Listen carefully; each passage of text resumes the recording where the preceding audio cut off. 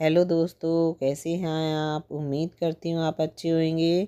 बच्चों, हमेशा की तरह मैं आपके लिए नई कहानी लेकर आई हूँ जिसका नाम है माँ के जादुई हीरे।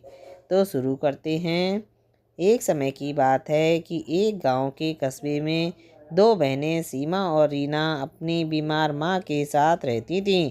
दोनों बहनें बहुत ही मेहनती थीं। वह अपनी माँ की बहुत सेवा करती थीं। एक दिन सीमा अपनी छोटी बहन रीना से कहती है, रीना, तू माँ को दवाई दे दे और थर्मामीटर से उनका बुखार भी नाप लेना। मैं गाय का दूध दूह रही हूँ। रीना उम्र में सीमा से छोटी थी, मगर रीना को यह बिल्कुल भी पसंद नहीं था कि उसे कोई काम करने का आर्डर दे। वह मन ही मन सोचती है, सीमा मुझसे बड़ी है तो क्या हुआ, हर समय बस आर्डर देती रहती है और खुद दूध निकालने के लिए बहाने आंगन में बैठकर समय बिताती है।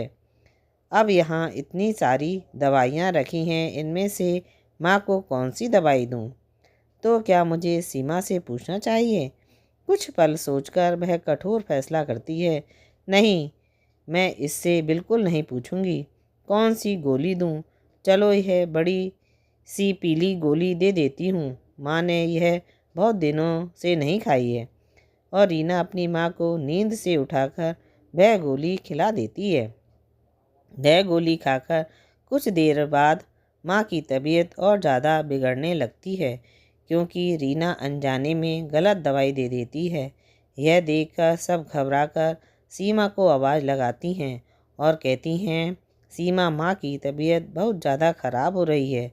सीमा के पूछने पर वह झिझकते हुए बताती है कि मैंने ये पीली गोली दी थी, जिसके बाद माँ की तबीयत खराब होने लगी।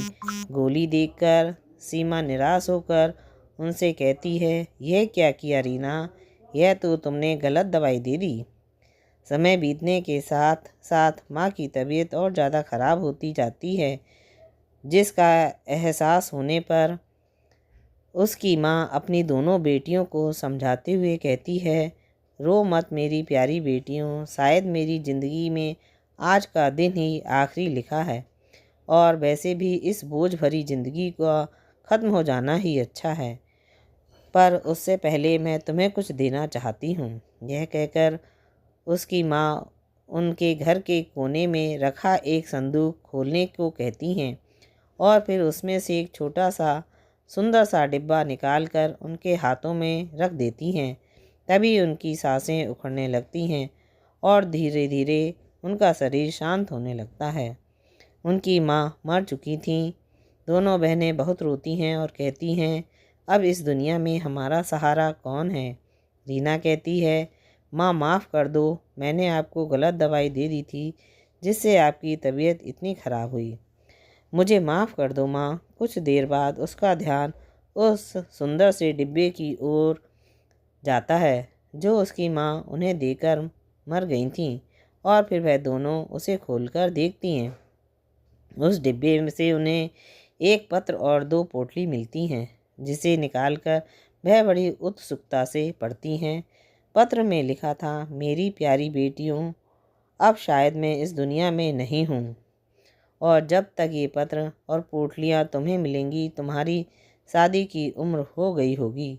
पत्र के आगे लिखा था, इन दोनों पोटलियों में 4-4 हीरे हैं, जिन्हें लेकर तुम यात्रा पर निकल जाना। रास्ते में तुम्हें जो कोई अच्छा और समझदार युवक मिलेगा, उसे शादी योग्य मिले, उसे इसमें से एक हीरा दे देना और कहना कि अगर वह इसके 4 हीरे कर लाएगा तो ही तुम उससे शादी करोगी। यह पत्र पढ़ने के पश्चात कुछ दिनों बाद दोनों बहनें माँ के कहे अनुसार शहर की यात्रा पर निकल जाती हैं, और रास्ते में सीमा को एक लड़का काफ़ी पसंद करता है। तो सीमा एक हीरा पोटली से निकाल कर दे देती है और उससे बोलती है, तुम जब इसके 4 हीरे कर लो तो आना और मुझसे दिए गए पते पर आकर शादी कर लेना। कुछ आगे जाने पर एक और लड़का मिलता है और रीना से शादी के लिए आकर कहता है। वह भी अपनी बहन की तरह उस लड़के को एक हीरा दे देती है और कहती है, जब हीरे से तुम 4 हीरे खरीद लो तो मुझसे आकर शादी कर लेना। इस तरह दोनों बहनें 4 युवकों को वह हीरे दे देती हैं और उनके हीरे जब खत्म हो जाते हैं तो अपने घर वापस आकर रहने लगती हैं। जब उनकी इस यात्रा को पूरा 1 वर्ष बीत जाता है तो एक दिन रीना अपनी बड़ी बहन सीमा से कहती है, दीदी कोई भी लड़का शादी के लिए हीरे लेकर नहीं आया, ऐसे तो हम कुंवारी ही रह जाएंगी। माँ ने भी पता नहीं क्या योजना बनाई थी और इस तरह हमारे हीरे भी चले गए, अब हमारा क्या होगा। इस पर सीमा उससे समझाती है, रीना माँ ने ज़रूर हमारे लिए कुछ अच्छा ही सोचा होगा, पर फिर भी अगर तुम्हारा भरोसा डगमगाने लगा है और तुम चाहती हो तो शादी कर सकती हो। अपनी बहन की यह बात सुनकर रीना चुप हो जाती है और काम में लग जाती है। पर कुछ दिन बाद ही उनमें से एक लड़का वापस आता है और 4 हीरे दिखाकर सीमा से शादी के लिए कहता है, क्योंकि उसने सीमा को पसंद किया था। कुछ ही दिनों में सीमा की शादी उस युवक से हो जाती है और वह बहुत खुश होती। अपनी बहन सीमा की शादी के बाद रीना बहुत ही घबराने लगती है कि मेरी शादी का क्या होगा। तभी एक दिन लड़का और आता है जिसने रीना को पसंद किया था। तब तो रीना की खुशी का कोई ठिकाना ना था और अगले ही कुछ दिनों में उसकी भी शादी हो जाती है। दोनों बहनों के पति समझदार और बुद्धिमान थे तथा उन्हें कारोबार की भी अच्छी जानकारी थी। उन्होंने उन दोनों बहनों से कहा कि हमने तुम्हारे दिए गए हीरे से आए पैसे को समझदारी से सही जगह निवेश किया और उसी से हमें इतना मुनाफा हुआ।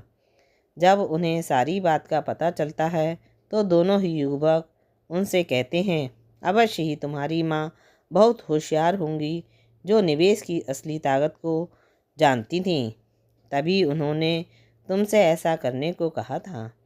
यह सब जानकर और समझकर सीमा बड़ी खुश होकर अपनी छोटी बहन रीना से कहती है, देखा हमारी माँ कितनी समझदार थी और हमारा कितना भला सोचती थी। अपनी बहन की बात सुनकर रीना भी सहमति से अपना सिर हिलाती है और अपनी बहन के गले लग जाती है। आज दोनों की आंखों में खुशी और प्रेम के निश्चल आंसू छलक रहे थे। बच्चों, आपको मेरी कहानी कैसी लगी? अच्छी लगी तो जल्दी से मेरे चैनल को लाइक कीजिए, शेयर कीजिए और सब्सक्राइब ज़रूर कीजिए बच्चों, जिससे मैं आपके लिए और अच्छी अच्छी कहानियाँ लेकर आऊँ। फिर मिलेंगे नई कहानी के साथ। राधे राधे।